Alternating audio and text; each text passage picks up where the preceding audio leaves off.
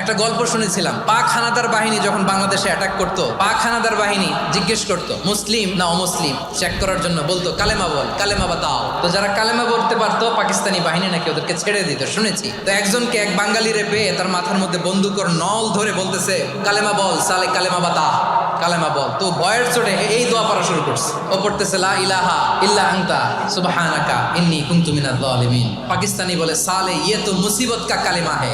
বাঙালি কয় হাম তো ভি মুসিবত মে হ্যাঁ। পাকিস্তানি বলে বেটা কোন দোয়া বললি, এটা তো মুসিবতের কালেমা। কয় আমিও তো মুসিবতে আছি, আমার মাথার মধ্যে বন্দুক ধরে তুমি আমার কালেমা জিজ্ঞেস করো, এখন কোনটা কালিমা আর কোনটা কি, তো আমার হুশ আছে নাকি?